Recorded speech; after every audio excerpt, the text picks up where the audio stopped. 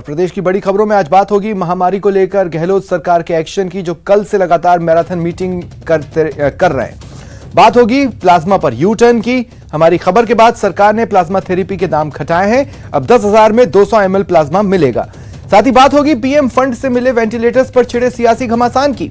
और आखिर में बात महामारी के मुनाफाखोरों की, जो कि आपदा में अवसर की तलाश में जुटा हुआ है। इन खबरों पर विस्तार से करेंगे बात। देखते रहिए न्यूज 18 राजस्थान। शुरुआत करते हैं कोरोना एक्सप्रेस से, जिसका ब्रेक फेल हो चुका है। मरुधरा में कोरोना से कोहराम मचा है, त्राहिमाम मचा है। लोग डरे हुए हैं, सहमे हुए हैं, लापरवाही में भी और मजबूरी में भी घरों से बाहर निकल रहे हैं और कोरोना का शिकार हो रहे हैं। पिछले 24 घंटे में जिन टेस्ट सैंपल्स की रिपोर्ट आई, उसके आंकड़े बेहद चौंकाने वाले हैं। सबसे पहले तो यह जान लीजिए कि पिछले साल जब से कोरोना ने प्रदेश में दस्तक दी है, तब से लेकर आज तक एक दिन में कोरोना की वजह से मारे गए लोगों की संख्या इतनी कभी नहीं रही जितनी पिछली 24 घंटे में रही है। 169 मरीजों ने बीते 24 घंटे में दम तोड़ा है और इसी 24 घंटे के वक्फे में 16,080 नए कोरोना केसेस आए। जिन लोगों की मौत हुई है उनमें सबसे ज्यादा लोगों ने जान जयपुर में गंवाई है। 57 लोगों की मौत जयपुर में और सबसे ज्यादा केसेस भी जयपुर में ही आए, 3,613 केस। इस बीच 13,198 लोग रिकवर हुए हैं, डिस्चार्ज हुए हैं। मरुधरा में एक्टिव केसेस 2 लाख के पार हैं।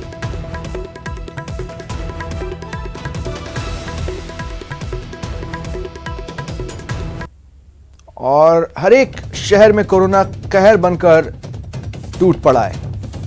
बीते 24 घंटे में जिलेवार क्या स्थिति रही वो भी जान लीजिए। जयपुर में 3,613 केसेस आए हैं। लगातार जयपुर कोरोना से सबसे ज्यादा प्रभावित है। उदयपुर में 1,506 केस आए, जोधपुर में 1,303, कोटा में 740, अलवर में 705, भरतपुर में 688, अजमेर में 505, झुंझुनू में 427, राजसमंद में 412 और दौसा में 402। और अब ग्राफ भी देखिए, और इस ग्राफ को देखने के बाद इतना तो समझ में आ जाता है कि कोरोना सांस लेने की फुर्सत ही नहीं दे रहा है। पिछले 5 दिनों के आंकड़े हैं ये। 86,796 कुल केसेस पिछले 5 दिन में आए, 813 लोगों की मौत हुई है। 7 मई को 18,231 केस थे, 165 लोगों की मौत हुई। 8 मई को 17,987 केस, 160 की मौत हुई। 9 मई को 17,921 केस, 159 मौतें। 10 मई को 16,487 केस, 160 मौतें। और 11 मई को यानी बीते 24 घंटे में 16,080 केस, 169 मौतें। और सीधा चलते हैं जयपुर। सहयोगी लवली वधवा इस वक्त हमारे साथ जुड़ रहे हैं। लवली, मौजूदा हालात की जो गंभीरता है उसको समझने के लिए यह भी जानना जरूरी है कि कुल कितने टेस्ट में से ये आंकड़े बीते 24 घंटे के आए हैं।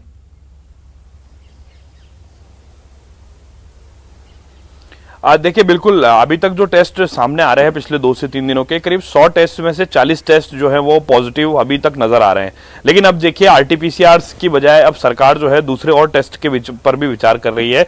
जैसा कि मध्य प्रदेश और अन्य राज्यों के, महाराष्ट्र और अन्य राज्यों में जिस तरह से टेस्ट की थीम को बदला गया है, ठीक उसी तरह टेस्ट की थीम को राजस्थान में भी बदलने का जो काम है वो राजस्थान की सरकार की ओर से किया जा रहा है। क्योंकि देखिए, करीब 1 लाख से ज्यादा टेस्ट सैंपल देने के लिए लोग रोजाना जो है वो जांच केंद्रों पर पहुंच रहे हैं।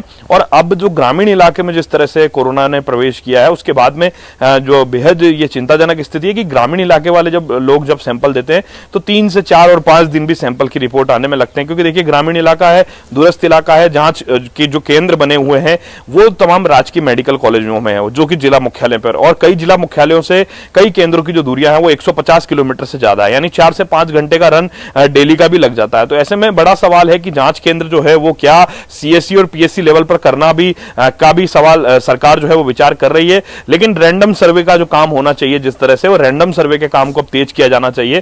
क्योंकि रैंडम सर्वे अगर लगातार जो डार्क जोन बनते जा रहे हैं, जहां से लगातार पेशेंट्स उभरते हुए नजर आ रहे हैं, उन इलाकों में अगर रैंडम सर्वे किया जाए तो कई चौंकाने वाले नतीजे जो जयपुर शहर में जिस तरह से सामने है, जयपुर के प्रतापनगर और आसपास के इलाकों में जो रैंडम सर्वे किया गया तो 100 में से 40 नहीं। जब बात कर रहे थे, एक ब्रेकिंग हमारे यहाँ चल रही है, अपने दर्शकों को बताना चाहते हैं कि एक और टेस्ट को हरी झंडी मिली है जिसके लिए प्रशिक्षण भी दिया जाएगा। रैपिड एंटीजन टेस्ट राज्य में शुरू होगा और सीएमएचओ को उसके लिए प्रशिक्षित किया जाएगा। 13 मई को इन लोगों को ट्रेनिंग दी जानी है। सीएमएचओ पीएमओ को ये प्रशिक्षण दिया जाएगा।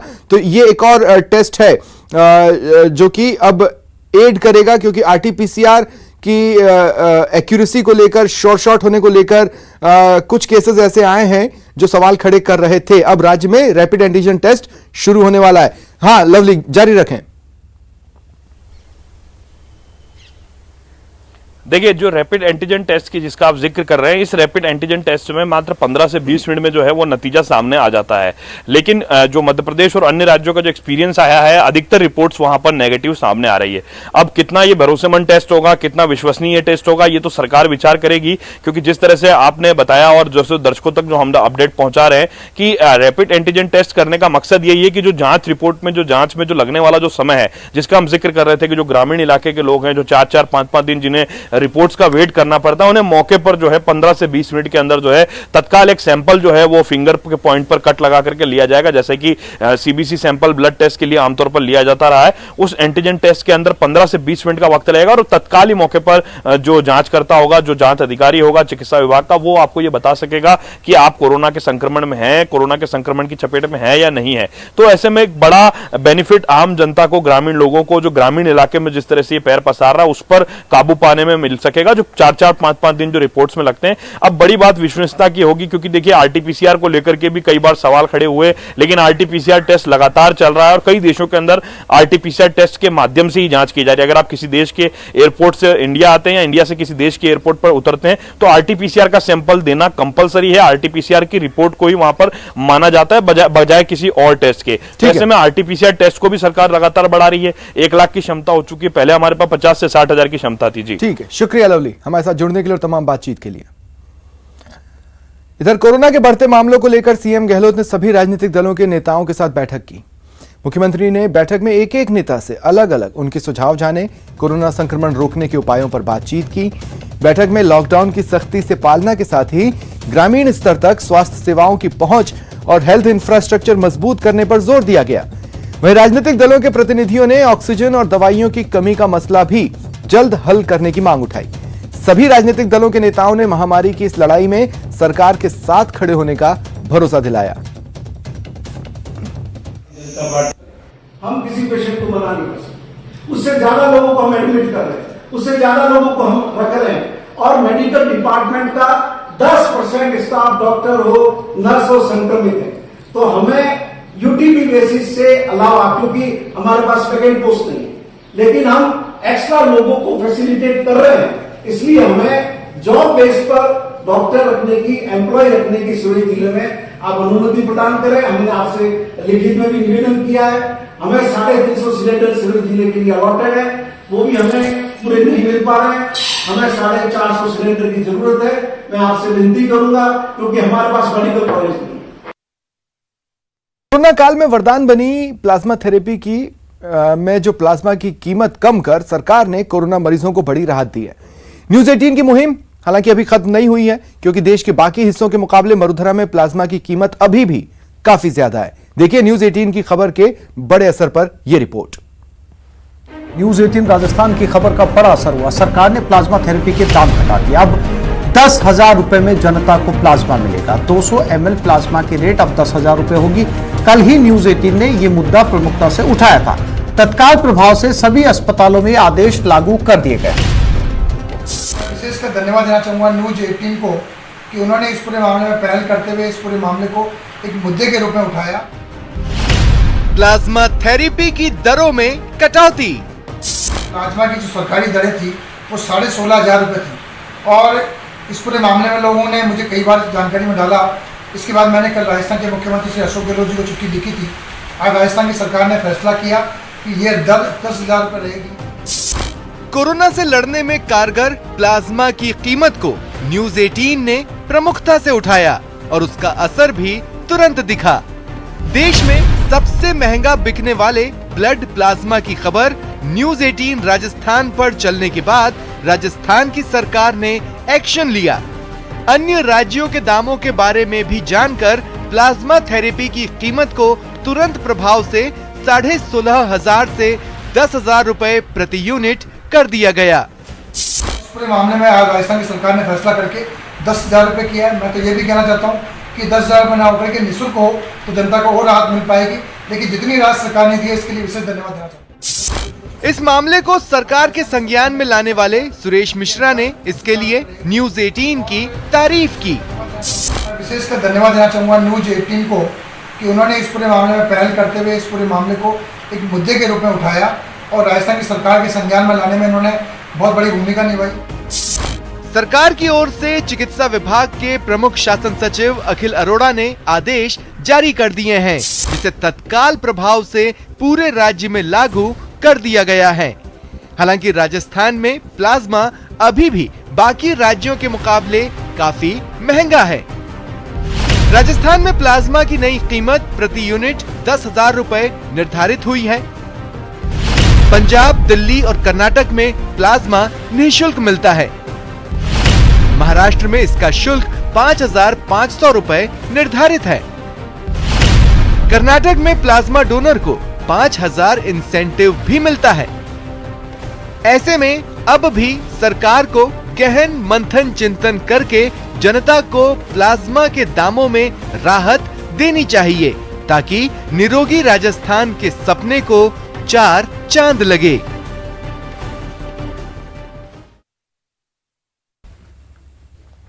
दौसा को पीएम केयर्स फंड से मिले 20 में से 16 वेंटिलेटर्स को जयपुर भेजने के मामले ने तूल पकड़ लिया है। एक और जहां बीजेपी ने पीएम केयर्स फंड के वेंटिलेटर संचालित नहीं होने को प्रदेश सरकार की नाकामी बताया, वहीं कांग्रेस इस मसले पर सियासत नहीं करने की नसीहत दे रही है। पीएम फंड के जो भी राजस्थान को 1500 वेंटिलेटर्स उपलब्ध हुए थे, मैं समझता हूं कि उनमें सारे पार्ट्स नहीं थे। दौसा में भी जो हमारे करीब 19 के आसपास जो हमारे वेंटिलेटर्स थे, उनमें न तो मॉनिटर थे, न उनको संचालन की व्यवस्था थी, न वो चालू हुई है केवल। तो लेकिन मैं उस बात में नहीं जाना चाहूँगा। अब तो हमारा सबका मिलकर यही है कि फालतू की राजनीति नहीं करके सब मिलकर सहयोग करें और लोगों को कोरोना से बाहर करें। पूरे राज्य में हजारों से ज़्यादा पीएम केयर फंड के वेंटिलेटर आए हैं। अगस्त 2020 में आ गए थे, दौसा में भी 19 आए हैं। अब जब बहुत ज़्यादा पीक बढ़ा है कोरोना का, लोग मरने लगे हैं, जब इन्होंने इनको संभाला है कबाड़ में से निकाल के, उसमें छोटी मोटी जैसे मॉनिटर नहीं है, ऐसी कमियां हैं। और उन कमियों के लिए पीएमओ जैसे बता रहे हैं, मैंने 3 बार पत्र लिख दिया राज्य सरकार को, प्रिंसिपल सेक्रेटरी को, और आज तक उनको दुरुस्त नहीं किया गया। तो ये सरकार की पीएमओ से लेकर ऊपर तक गंभीर लापरवाही है। जालौर जिले में बढ़ते कोरोना संक्रमण से हालात बिगड़ रहे हैं। बड़े अस्पताल में वेंटिलेटर हैं, बावजूद इसके उन्हें चालू नहीं किया जा रहा। इससे मरीजों की जान पर बनाई है। प्रशासन की लापरवाही और बंद पड़े वेंटिलेटर से नाराज बीजेपी विधायक जोगेश्वर गर्ग ने आत्मदाह की चेतावनी दी। विधायक ने अपने ट्वीट में लिखा, मेरी सारी ताकत और समझ काम में लेकर थक गया, नतीजा शून्य। कलेक्टर कार्यालय के आगे खड़े होकर आत्मदाह करना बाकी रह गया है। आप कहो तो वो भी कर दूं, यदि कोई गारंटी ले कि उसके बाद ये वेंटिलेटर चालू हो जाएंगे। प्रशासन का कहना है कि फिलहाल स्टाफ नहीं होने से ये वेंटिलेटर चालू नहीं किए जा सकते। बता दें, सरकारी अस्पताल में 23 वेंटिलेटर हैं, लेकिन अब तक इन्हें शुरू नहीं किया गया। नतीजा ये कि पिछले कुछ दिनों में 70 से 80 मरीज दम तोड़ चुके हैं। विधायक जोगेश्वर गर्ग से बात की संवाददाता श्याम बिश्नोई ने।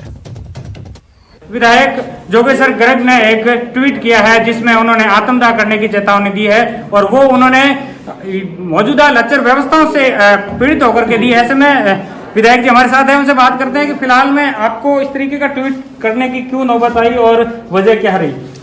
पिछले साल सवा साल से 13 वेंटिलेटर जालौर जिले में पड़े हैं, जिसमें से 10 के लगभग पीएम केयर फंड से खरीद कर भेजे गए थे और बाकी जन सहयोग से प्राप्त हुए थे। कलेक्टर हिमांशु गुप्ता थे, तब से पड़े हैं। उनका उपयोग नहीं हो रहा है। आपको ट्वीट करने की क्या आवश्यकता पड़ी? आप किन चीज़ों से आहत हो गए कि आखिर आपको इस तरीके की आत्मदाह तक करने की ट्वीट करना पड़ा? ट्विटर पे जो सक्रिय हैं, भारतीय जनता पार्टी के कार्यकर्ता भी हैं, जनरल जनता के लोग भी हैं, वो लोग मुझ पे बार बार दबाव दे रहे थे ट्वीट कर करके कि आपके होते हुए आपके जिले में 13 वेंटिलेटर पड़े हैं और वो ऑपरेट नहीं हो रहे हैं और इसलिए मरीज मर रहे हैं, तो आप क्यों नहीं करवा पा रहे? वो मेरे पे आरोप लगा रहे। तब मैंने उनको सफाई दी कि इसी तरह से ये नहीं ऑपरेट हो रहे हैं। तो उन्होंने कहा कि आप भी नहीं कर सकते, आप फिर आप कैसे विधायक हैं कि आप अफसरों से इतना सा काम नहीं करवा सकते। तो मैंने कहा भाई जितनी समझदारी होशियारी मेरे में है, चौथी बार विधायक हूँ, 31 साल हो गए मुझे प्रशासन से डील करते हुए, इतना सब सारे प्रयास जितने मुझे आते थे मैंने सारे कर लिए। CMHO से PMO से लेकर और चीफ मिनिस्टर तक जितना मैं कर सकता था मैंने कर लिया। उसके बाद भी ये चालू नहीं हो पा रहा है। तो अब मेरे पास अंतिम उपाय ये बचा है कि मैं कलेक्ट्रेट के सामने खड़ा होकर आत्मदाह कर लूं, लेकिन शर्त यह है कोई ये गारंटी ले ले कि मेरे मरने के बाद तो कम से कम वो चालू हो जाए। ये मैंने ट्वीट कल रात को किया है और बिल्कुल मैंने पूरी सोच समझ के जिम्मेदारी से किया है। प्रशासन और सरकार की ढिलाई के कारण और लापरवाही के कारण ये लोगों की मौतें हो रही है, अनावश्यक रूप से मौतों की संख्या बढ़ रही है। उसको लेकर मैं बहुत आहत हूँ और हर संवेदनशील व्यक्ति आहत होगा। मुख्यमंत्री अपने आप को संवेदनशील कहते हैं तो उनको संवेदनशीलता दिखानी चाहिए थी और ये पिछले 1 साल से 1500 वेंटिलेटर को ऐसे कचरे में पड़े रखना नहीं चाहिए था। श्याम बिश्नोई, न्यूज 18 राजस्थान, जालोर। वक्त एक ब्रेक के बाद बात महामारी के मुनाफाखोरों की।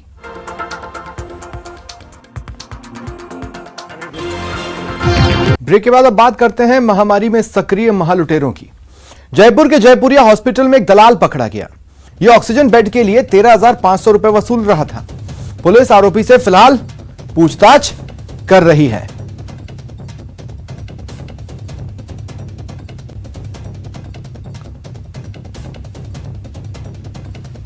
तो जयपुर के जयपुरिया हॉस्पिटल से यह बड़ी खबर है। यहां आज एक व्यक्ति को पकड़ा गया, एक दलाल को पकड़ा गया। दरअसल माजरा यह है कि ये लोगों को ऑक्सीजन बेड दिलाऊंगा ये कहता था और उनसे उसकी एवज में 13,500 रुपए वसूल रहा था। अभी फिलहाल इससे पूछताछ चल रही है, न जाने कितनों की मजबूरी का इसने फायदा उठाया होगा। 13,500 रुपए वसूल रहा था, पकड़ लिया गया। इससे फिलहाल पुलिस पूछताछ कर रही है।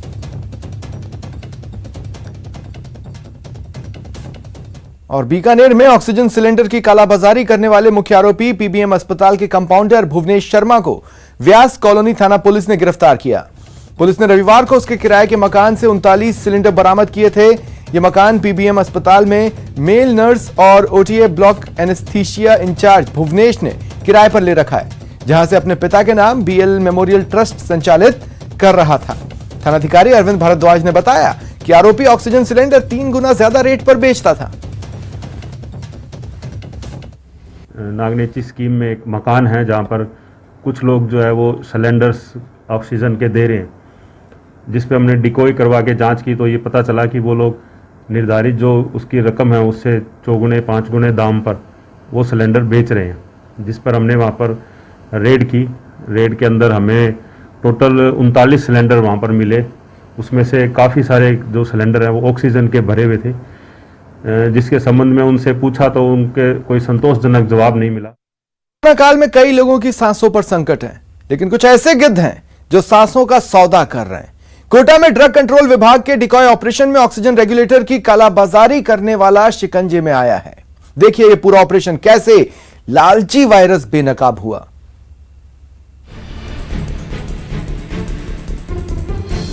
सांसों के सौदागर पर डिकॉय ऑपरेशन। न्यूज 18 राजस्थान के कैमरे में कैद संकट काल के गिद्ध।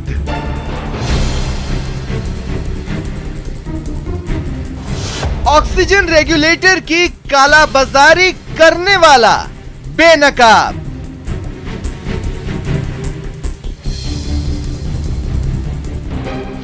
देख लीजिए सांसों के सौदागर को।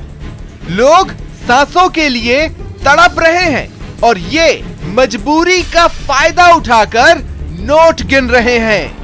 कोरोना हजारों को मार रहा है, लेकिन महासंकट में लूट मचाने वाला ये वो लालची वायरस है जो कोरोना से भी ज्यादा खतरनाक है, जो ऑक्सीजन रेगुलेटर की कालाबाजारी कर रहे हैं। जी हां, कोटा के नयापुरा इलाके के इस मेडिकल शॉप में ऑक्सीजन सिलेंडर में लगने वाले फ्लो रेगुलेटर की कालाबाजारी की जा रही थी, जिसकी सूचना पर ड्रग कंट्रोल विभाग की टीम ने डिकॉय ऑपरेशन किया तो सांसों का सौदागर शिकंजे में आ गया।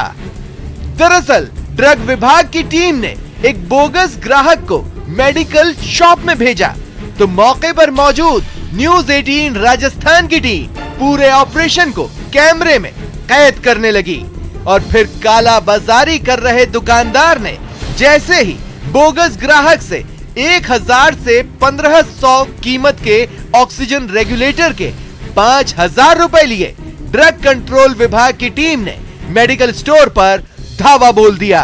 कोटा में भी आज नयापुरा में ऑक्सीजन सिलेंडर रेगुलेटर के नाम पर कालाबाजारी की जा रही थी।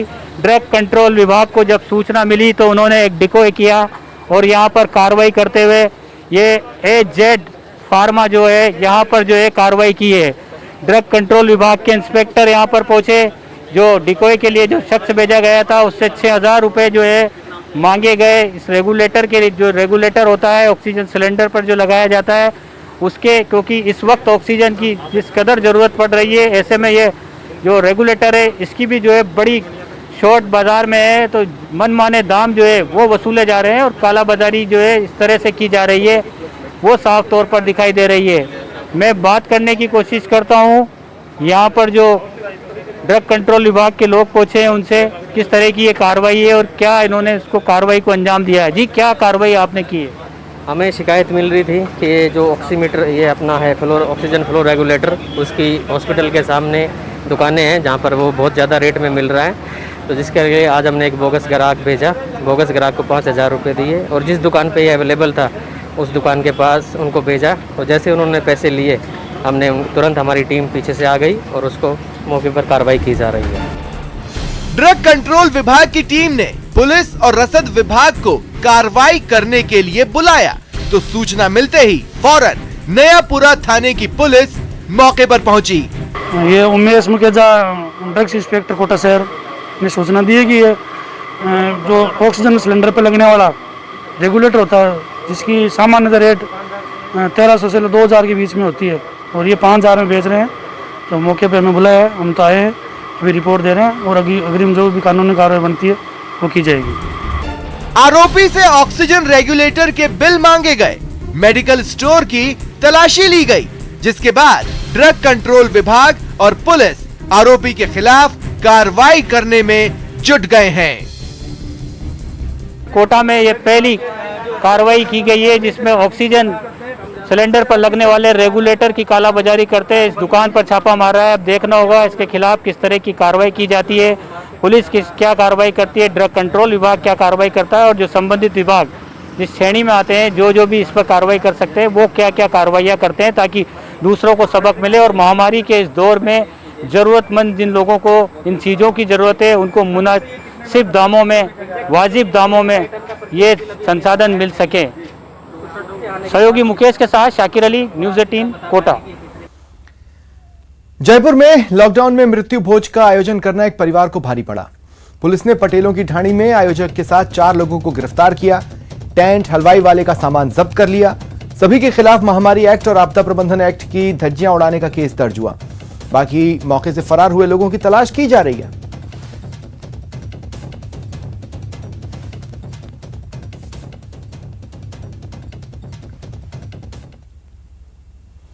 वक्त एक ब्रेक का, ब्रेक के बाद बात नशे के नारियल की।